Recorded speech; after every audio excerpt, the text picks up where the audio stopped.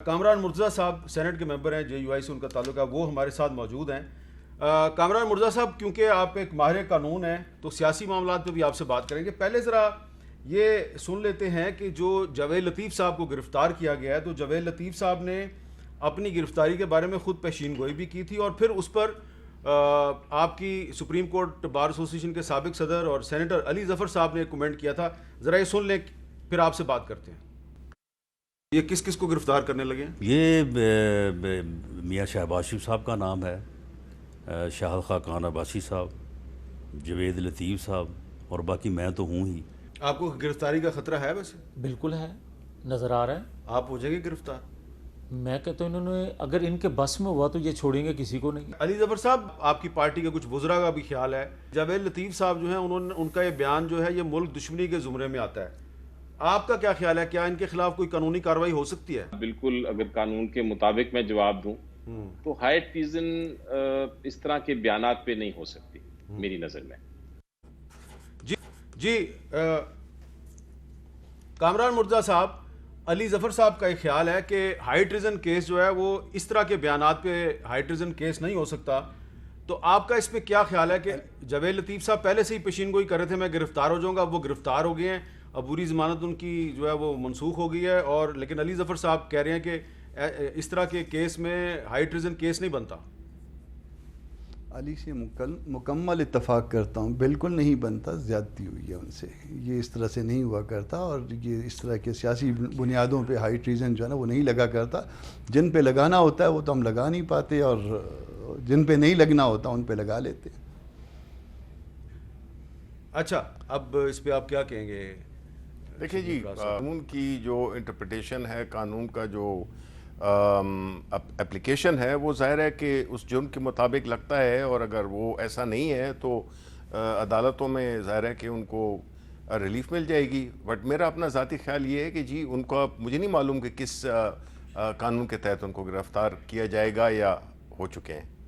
اچھا، نہیں، گرفتار تو ان کو اسی کیس میں کیا ہے جو انہوں نے ایک بیان دیا تھا جس پہ مطالبہ کیا گیا کہ ان پہ کیس بنایا جائے۔ دیکھیں، بات یہ ہے کہ یہ کیس بنتا ہے نہیں بنتا، لیکن یہ بات ضرور ہے کہ اس قسم کے بیانات دینے سے آپ کو کیا فائدہ ملتا ہے، ملک کو کیا فائدہ ملتا ہے، آپ کی سیاست کو کیا فائدہ ملتا ہے۔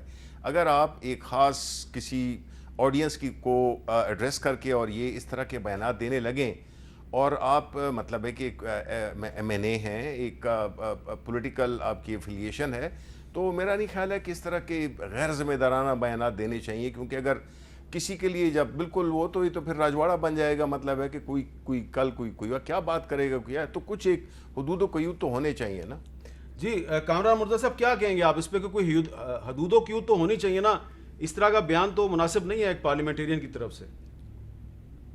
نہیں، دیکھیے اس میں اس کو آپ ملا کے آرٹیکل 19 کے ساتھ لے لیجئے، ان کو اظہار رائے کی آزادی ہے، اور اس میں جو کچھ انہوں نے کہا تھا میرا خیال ہے کہ وہ اس سے پاکستان کو کوئی نقصان نہیں پہنچتا، اور اگر کوئی ایسی بات کرتا بھی ہے تو اس کو جو ہے نا وہ سیاسی طور پہ جو ہے نا اس کو کسی نے اگر جواب دے دیا تو دے دیا، قانونی طور پہ اس کا کوئی جواب نہیں بنا کرتا، اور جو کچھ ان کے خلاف مقدمہ درج کیا گیا ہے، جو کچھ ان کو سبق سکھایا جا رہا ہے، یہ غلط ہے۔ یہ شبلی صاحب پوچھ رہے ہیں کہ جو ہے نا وہ شبلی صاحب پوچھ رہے ہیں کانسٹیٹیوشن کیا کہتا ہے؟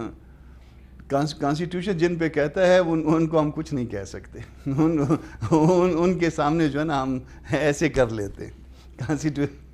کانسٹیٹیوشن جو ہے نا ان جاوید لطیف کو کچھ نہیں کہتا۔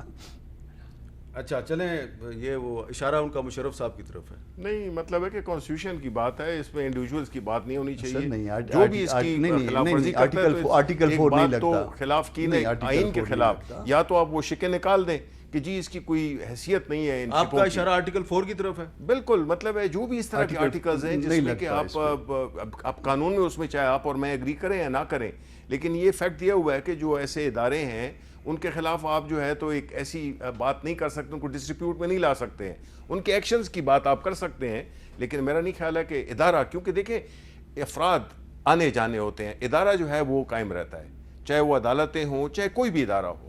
سو آئی تھنک دیٹ ادھر وہ پروویژن جو ہے اس کو نکال دینا چاہیے۔ اگر اس پہ کوئی اپلیکیشن نہیں ہے، چاہے کسی بھی طرف سے کوئی اپلیکیشن نہیں ہے، تو تو وہ پھر ایک ڈورمنٹ سا ایک قانون ہے جس کو پھر آپ اپنی مرضی کے خلاف مرضی کے مطابق نہیں اپلائی کر سکتے ہیں، بیکاز آپ کو سوٹ کرتا ہے یا آپ کو سوٹ نہیں کرتا.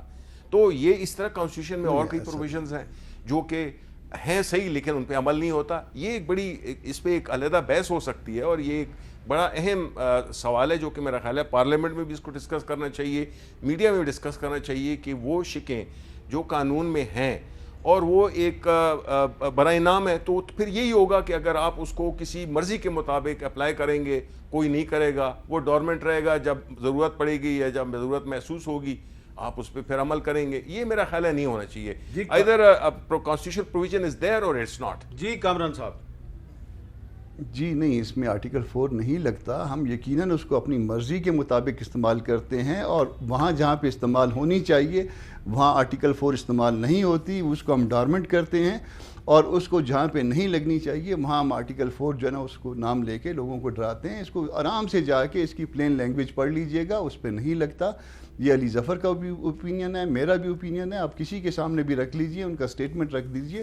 یہ قطعاً ان کے اوپر آرٹیکل 4 نہیں لگتا. جن پہ پھر ریپیٹ کرتا ہوں، جن پہ لگتا ہے ان پہ ہم لگا نہیں پاتے. نہیں اچھا، لیکن دیکھیں نا کامران مرتضیٰ صاحب، آپ جو بات کر رہے ہیں ٹھیک ہے، ایک طنزیہ انداز میں آپ ایک بات کر رہے ہیں. جوائن کیا ہے رانا ثناءاللہ صاحب نے. رانا صاحب کچھ عرصہ پہلے جاوید لطیف صاحب نے ہمارے پروگرام میں یہ پریڈکشن کی تھی کہ ان کو گرفتار کر لیا جائے گا. اس وقت تک یہ کیس ان پر نہیں بنا تھا، لیکن ان کو یقین تھا مجھے گرفتار کر لیا جائے گا. تو آج ان کی عبوری ضمانت منسوخ ہوئی کل اور ان کو گرفتار کر لیا گیا. تو یہ بتائیں کہ اور کس کس مسلم لیگ نون کے رہنما کو گرفتار کیا جا سکتا ہے؟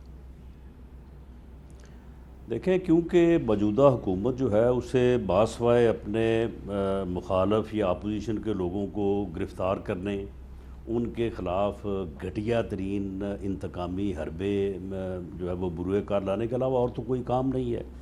میاں جاوید لطیف صاحب کے خلاف اینٹی کرپشن میں بھی جو ہے وہ کارروائی چل رہی تھی. ان کی بوڑھی والدہ جس کی کوئی میرا خیال ہے 80 سال عمر ہے، اس کے خلاف ایک مقدمہ درج کیا، باقی فیملی کے لوگوں کے خلاف مقدمہ درج کیے. تو اسی طرح سے نیب میں ایک انکوائری ان کے خلاف جو ہے وہ ایسڈ بیونڈ مین کی جو ہے وہ چل رہی تھی، اس میں انہوں نے ہائی کورٹ سے بیل لی ہوئی تھی. تو اس وقت تو شاید ان کے ذہن میں یہ بات تھی کہ ان چیزوں میں گورنمنٹ جو ہے یہ کوشش کر رہی ہے نیب کے ذریعے سے، اینٹی کرپشن کے ذریعے سے، کہ ان کے خلاف کوئی نہ کوئی مقدمہ بنائے اور ان کو گرفتار کرے. اور یہ جو کام انہوں نے کیا ہے، یہ تو میر صاحب آپ یہ دیکھیں کہ کوئی جواز ہی نہیں بنتا کہ آپ صرف ایک آدمی جو ہے وہ پریس کانفرنس میں یا ٹاک شو میں جو ہے وہ کوئی بات کرے اور اس کے اوپر ہی آپ جو ہے وہ غداری کا مقدمہ جو ہے وہ قائم کر دیں اور اس کی حب الوطنی جو ہے وہ اس کو جو ہے وہ انڈر کویشچن ہے. باوجود اس بات کے کہ میاں جاوید لطیف نے جب اس بارے میں بات ہوئی تو انہوں نے باقاعدہ پریس کانفرنس کر کے اس کی وضاحت کی کہ میری بات سے جو مقصد لیا جا رہا ہے وہ بالکل غلط ہے. اور انہوں نے یہ بھی کہا کہ کسی اگر مگر کے بغیر پاکستان زندہ آباد، پاکستان پائندہ آباد.